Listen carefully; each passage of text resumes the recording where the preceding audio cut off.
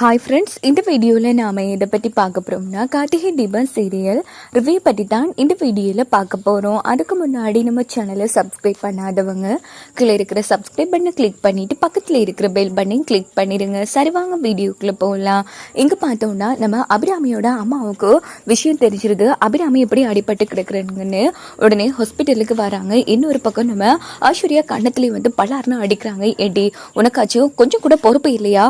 ஒரு வார்த்தை யாராச்சும் என்கிட்ட ஃபோன் போட்டு சொன்னீங்களாடி என் பிள்ளைய அபிராமி அப்படின்னு சொல்லி கத்தி அழுதுட்டு இருக்காங்க. ஏண்டி தீபா, கடைசி மருமக பொறுப்பா வீட்டை பார்த்துப்பான்னு பார்த்தா கடைசியில நீ சொல்லாம விட்டுடேடி, உன்னை கொண்டுடுவான் அப்படின்னு கத்துனதும் அபிராமி தடுத்து நிறுத்துறாங்க. அம்மா தீபா பாவம்மா, எமன் கூட போராடி என்னை காப்பாத்தினதே தீபா தான் அப்படின்னு சொன்னதும் உடனே அபிராமியம்மா அதிர்ச்சி ஆறாங்க. என்ன நாச்சியார் சொல்ற?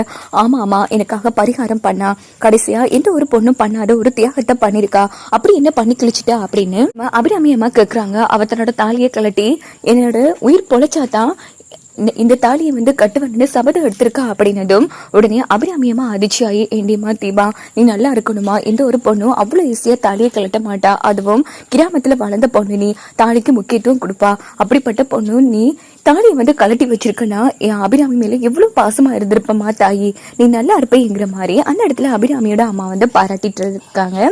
இதுக்கிட்ட ஐஸ்வர்யா செம டென்ஷன் ஆகுறாங்க. இன்னொரு பக்கம் நம்ம ரம்யா வந்து, ஐயோ இந்த வெங்கையா மட்டும் கார்த்திக் கண்ணுல பட்டாரு, அவ்வளவுதான் நாம மாட்டினத்துக்கு சமம், எப்படியாச்சும் அந்த வெங்கையாவை கார்த்திக் கண்ணுல படாம பாத்துக்கணுங்கிற மாதிரி அந்த இடத்துல நம்ம ரம்யா வந்து யோசிக்கிறாங்க. இங்க பார்த்தோம்னா நம்ம ரம்யா வந்து ஏற்கனவே ஒரு யோசியரை ரெடி பண்ணாங்க இல்லையா, அந்த யோசியர் வராங்க. யோ இப்ப நீ எதுக்கையா வந்தா அப்படின்னு திட்டுறாங்க. இங்க பாரு, நீ யார் கண்ணிலே படாம கொஞ்சம் 6 மாசத்துக்கு வெளியூர் போயிரு, உனக்கு பணம் தார அப்படின்னு சொல்லி அந்த யோசியருக்கு பணத்தை கொடுத்து ரம்யா வந்து அனுப்பி வச்சிடுறாங்க. இங்க பார்த்தோம்னா வார வழியில நம்ம கார்த்தியோட ஃப்ரெண்ட் ராஜா வந்து பைக்ல வந்துட்டு இருக்காங்க. அப்போ எதிர்ச்சியா மோதினதும் ராஜா வந்து அந்த யோசியர் கூட சண்டை போட்டுட்டு இருக்காங்க. அப்பன்னு பார்த்து போலீஸ் வந்து 2 பேரையுமே வந்து அடித்தடி கேஸ்ல அரெஸ்ட் பண்ணிட்டு போயிடுறாங்க. அங்க பார்த்தோம்னா யோசியர் வந்து பில்டப் எடுத்துட்டு இருக்காங்க. எனக்கு பின்னாடி ஒரு மேடம் இருக்காங்க, அவங்க வந்தாலே அது பாக்குறீங்களா அப்படின்னு சொல்லி இன்ஸ்பெக்டர் போனை வாங்கி ரம்யாவுக்கு போன் போட்டு, மேடம் நான் ஒரு அடித்தடி கேஸ்ல மாட்டிட்டேன், என்ன போலீஸ் ஸ்டேஷன் அழைச்சிட்டு வந்தாங்க, பிளீஸ் மேடம் வந்து காப்பாத்துங்க அப்படிங்கிறது, சும்மா நீ இருக்க மாட்டியா, ஏதாச்சும் வம்பளுத்துட்டு இருப்பல அப்படின்னு சத்தம் போட்டுட்டு ரம்யா வந்து கிளம்புறாங்க. உனக்கு மட்டும் தான் ஆள் இருக்கா, எனக்கு ஒரு ஃப்ரெண்ட் இருக்கான், அவன் வந்தா எல்லாமே அதிரும் அப்படின்னுட்டு உடனே ராஜா என்ன பண்றாங்கன்னா கார்த்திக்கு போன் போட்டு நடந்த விஷயத்த சொன்னது இரு வாரா அப்படின்னு சொல்லிட்டு கார்த்திக் ஃபர்ஸ்ட் வந்து இன்ஸ்பெக்டர் கிட்ட தன்னை இன்ட்ரோடியூஸ் பண்ணி வைக்கிறாங்க. சார், உங்களை பத்தி நிறைய கேள்விப்பட்டிருக்கேன், இவங்க மோதினது கூட பிரச்சனை இல்லை சார், ரோட்ல நின்று சண்டை போட்டுட்டு இருக்காங்க அப்படிங்கிறது, ஏன்டா இப்படி பண்ற மாப்பிள்ள, அவன் தான் மாப்பிள்ள இப்படி தேவையில்லாம மோதிட்டு என்கிட்ட வம்பளத்துட்டு இருந்தான் அப்படின்னு ராஜா வந்து பேசிட்டு இருக்காங்க. அப்படின்னு பார்த்து ரம்யா வந்ததும் உடனே யோசிர் வந்து, வாங்க மேடம் அந்த இன்ஸ்பெக்டர் சொல்லி எப்படியாச்சும் என்ன காப்பாத்துங்க அப்படின்னதும் கார்த்தி வந்து திரும்பி பாக்குறாங்க. கார்த்தியை பார்த்து ரம்யா வந்து செம அதிர்ச்சி ஆகுறாங்க. அந்த இடத்துல கார்த்தி, நீ இங்க எப்படி அப்படின்னு கேட்டது, மேடம் இது என்னோட ஃப்ரெண்ட் ராஜா, இவன் அவரை வண்டியால மோதிட்டான், கடைசியில 2 பேரும் ரோட்ல நின்று சண்டை போட்டுட்டு இருக்காங்க, அதான் இவனை வெயில் எடுத்துட்டு போகலான்னு வந்தா அப்படின்னதும் இதை கிட்ட ரம்யா வந்து பயப்படுறாங்க. ஆமா, நீங்க எதுக்கு வந்தீங்க? ஐயோ கார்த்தி, அவரு மோதினது வர யாரும் இல்லை, எனக்கு தெரிஞ்சவர் தான், இவரு எங்க தூரத்து சொந்தம், இவரு எனக்கு போன் போட்டு இப்படி காப்பாத்துங்கன்னு சொன்னாரு, அதான் நான் இவரை காப்பாத்திட்டு போகலான்னு வந்தேன் அப்படின்னதும், ஓஹோ அப்படியா மேடம், இங்க பாருங்க சார், இவங்க 2 பேரும் எங்களுக்கு தெரிஞ்சவங்க தான், ஏதோ தெரியாதனமா பொத்தி தடுமாறி சண்டை போட்டுட்டாங்க, எங்களுக்காக மன்னிச்சு விட்டுருங்க சார், இனி அப்படி நடக்காது அப்படின்னதோ, ஓகே மேடம்,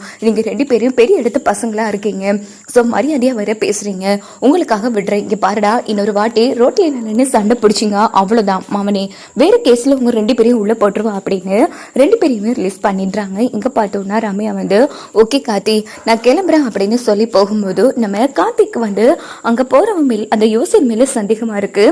அப்போ உடனே கார்த்திக் வந்து ராஜா கிட்ட, ஏண்டா அப்படியே அந்த ஆளை வந்து பார்க்கும்போது ஏதோ ஒரு திருட்டு மொழி முழிக்கிற மாதிரி இருக்குடா அப்படின்னு சொன்னது, என்னடா மாப்பிள்ள சொல்ற? ஆமாடா, எனக்கு வேற ஏதோ ஒரு ஃபீலிங்கா இருக்கு அப்படின்னது, அதெல்லாம் ஒன்றும் இல்லை மேடம், வா, அதெல்லாம் ஒன்றும் இல்லை கார்த்தி, வா போகலாம், அவங்க கிடக்க ஃப்ராடு பையன் அப்படின்னு சொல்லிட்டு கார்த்தி வந்து ராஜா அழைச்சிட்டு போயிடுறாங்க. இங்க பார்த்தோம்னா ரம்யா வந்து யோசிர் கண்ணத்துலேயே அடின்னு அடிக்கிறாங்க. பைத்தியம், இங்க பாரு, நீ மட்டும் கார்த்தி கண்ணில் மாட்டிக்கா அவ்வளோதான், இங்க பாரு, ஒழுங்கு மரியாதையா ஊரை விட்டு கிளம்பு அப்படின்னு சொன்னதும் அவங்களும் அங்கிருந்து கிளம்பிடுறாங்க. இன்னொரு பக்கம் பார்த்தோம்னா நாம கார்த்தி வந்து வெங்கையாவை மீட் பண்றதுக்கு முன்னாடி நாம வெங்கையாவை மீட் பண்ணணும் அப்படின்னு சொல்லிட்டு உடனே ரம்யா என்ன பண்றாங்கன்னா வெங்கையாவை மீட் பண்றதுக்கு அவங்க வீட்டுக்கு போறாங்க. இந்த பக்கம் பார்த்தோம்னா கார்த்தி வந்து ராஜாவை ஏத்திட்டு மாப்பிள்ள எங்க மாப்பிள்ள போயிட்டு இருக்கு, இங்க பாரு ரம்யா மேம் கார் வந்து இங்கே போயிட்டு இருக்கு, எனக்கு கொஞ்சம் டவுட் இருக்குடா இவங்க மேல, அதான் பின்தொடர்ந்தே போவோம் அப்படின்னு சொல்லிட்டு கார்த்தியும் ராஜாவும் கார்ல நம்ம ரம்யாவோட காரை வந்து பின்னாடியே ஃபாலோ பண்ணிட்டு போறாங்க. அங்க பார்த்தோம்னா சரியா செங்கல்பட்டு பக்கம் போறாங்க மாப்பிள்ள. இவங்களுக்கு செங்கல்பட்டு பக்கம் என்னடா வேலை, அதான் எனக்கு புரியலடா. ஒருவேளை நான் சந்தேகப்படுறது கன்ஃபார்மோ என்னன்னு தெரியல, வா பாக்கலாம் அப்படின்னுட்டு கார்த்தி பின்தொடர்ந்து போயிட்டு இருக்காங்க. பார்த்தா வெங்கையா வீட்டுக்கு தான் வந்திருக்காங்க நம்ம ரம்யா. இது பார்த்த கார்த்தி அதிர்ச்சி ஆறாங்க. இந்த வீட்டுக்கு முன்னாடி தானே அன்னைக்கு நான் இவங்களும் பேசிட்டு இருந்தோம், அப்படின்னா இந்த வீடு யாருன்னே தெரியான்னு சொன்னாங்க. அப்போ இந்த வீட்டுக்கு வராங்கன்னா கண்டிப்பா தெரிஞ்சு யாரும் இங்க இருக்கணும் அப்படின்னுட்டு கார்த்தி வண்டியை நிப்பாட்டிட்டு இங்க பாரு நீ வெளியில நில்லு, நான் உள்ள போய் பார்த்துட்டு வரேன் அப்படின்னு சொல்லிட்டு கார்த்தி என்ன பண்றாங்கன்னா நேரா உள்ள போறாங்க. அங்க பார்த்தோம்னா வெங்கையா வந்து ரம்யாவை பார்த்துட்டு வாங்க மேடம் உள்ள வாங்க அப்படின்னு சொல்லி கூப்பிடுறாங்க. என்ன இது இவரு அன்னைக்கு தெரியாதுன்னு சொன்னாங்க, இன்னைக்கு என்னன்னா ஏதோ ரொம்ப நாள் பழக்க மாதிரி உள்ள கூப்பிடுறாங்க அப்படின்னுட்டு கார்த்தி நடக்கிறத மறைஞ்சு நின்று பார்த்துட்டு இருக்காங்க. இங்க பாரியா அன்னைக்கு என் கூட பேசிட்டு இருந்தாரு அவரு வைஃப் தான், வைஃபை வந்து உன் மனத்துல தங்க வச்சுட்டே யோசிச்சாரு, அவர் வந்து திட்டப்பட்டு கொலை பண்ண பாத்திருக்காரு அப்படின்னதும் வெங்கையாவும் கார்த்தியும் சம அதிர்ச்சி ஆறாங்க. அப்பனா இவங்களுக்கு எல்லாமே தெரியுமா அப்படின்னு கார்த்தி யோசிக்கிறாங்க. என்னமேடு சொல்றீங்க, ஐயோ கடைசியில போலீஸ் என்ன அரெஸ்ட் பண்ண போறாங்க அப்படின்னதும் இங்க பாரு பயப்படாத, அதெல்லாம் ஒரு பிரச்சனையும் இல்ல, ஒருவேளை கார்த்தி உங்ககிட்ட வந்து கேட்பாரு இந்த மடத்தை வந்து வாடகைக்கு கொடுக்க சொன்னது யாருன்னு, தயவு பண்ணி என்னோட பேரை மட்டும் மாட்டி விட்டுறாத அப்படின்னதும் உடனே வெங்கையா வந்து என்னமேடு சொல்றீங்க, அப்போ நீங்களும் கூட்டி சேர்ந்துதான் அவங்க வைஃபை வந்து கொலை பண்ண பாத்தீங்களா அப்படின்னு கேக்குறாங்க. இங்க பாரு அதெல்லாம் உனக்கு தேவையில்லாத விஷயம், நான் சொல்றத மட்டும் பண்ணு, உனக்கு எவ்வளவு பணம் வேணும்னாலும் தாரேன்.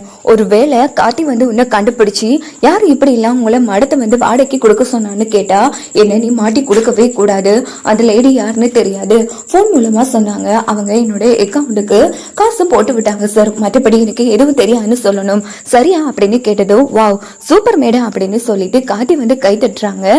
இது பார்த்து ரம்யாவும் வெங்கையாவும் சம அதிர்ச்சி ஆறாங்க. அது எப்படிங்க சரியா பக்காவா திட்டம் போட்டு எல்லாமே பண்ணிட்டு இருக்கீங்க அப்படின்னு கேட்டதும் உடனே ரம்யா வந்து திருன்னு விழிச்சிட்டு இருக்காங்க. கார்த்தி நீங்க எப்போ வந்தீங்க, எப்படி வந்தீங்க, ஆமா இப்படி எல்லாம் சொல்லணும்னு போய் சொல்லி கொடுத்தீங்க பாருங்க, அப்பவே நான் வந்துட்டேன் அப்படின்னு சொன்னதும் உடனே வெங்கையா வந்து நடுங்கிட்டு இருக்காங்க. எங்க பணத்துக்கு ஆசைப்பட்டு என்ன வேணும்னாலும் பண்ணுவீங்களா, எதுக்கு என்னத்துக்குன்னு கொஞ்சம் கூட யோசிக்கவே மாட்டீங்களா அப்படின்னு கார்த்தி வெங்கையாவை வெளுத்தெடுக்கிறாங்க. கார்த்தி நீங்க தப்பா புரிஞ்சு பேசிட்டு இருக்கீங்க கார்த்தி, இங்க பாருங்க இந்த வெங்கையா கிட்ட இந்த மடத்தை வாடகைக்கு எடுத்தது வேற ஒருத்தங்க கார்த்தி, அதான் இவரை மீட் பண்ணி பேசிட்டு போகலான்னு வந்தா அப்படின்னதும் நடிக்காதீங்க, நீங்க நடிச்ச வரைக்கும் போதும், இதுக்கப்புறமும் நடிச்சு என்னத்தங்க சாதிக்க போறீங்க அப்படின்னு கார்த்தி ரம்யாவை வெளுத்தெடுக்கிறாங்க. கார்த்தி நீங்க தப்பா புரிஞ்சு பேசிட்டு இருக்கீங்க, போதும் நிறுத்துங்க, இன்னும் என்னென்ன ஃப்ராடுத்தனம்லாம் பண்ணிருக்கீங்க, அப்பனா அந்த யோசிரை ரெடி பண்ணதும் நீங்க தான், யோசிரை வச்சு தீபா கதையை முடிக்க ரெடி பண்ணதும் நீங்க தான், அதானே உண்மை அப்படின்னு கேட்டதும் ஐயோ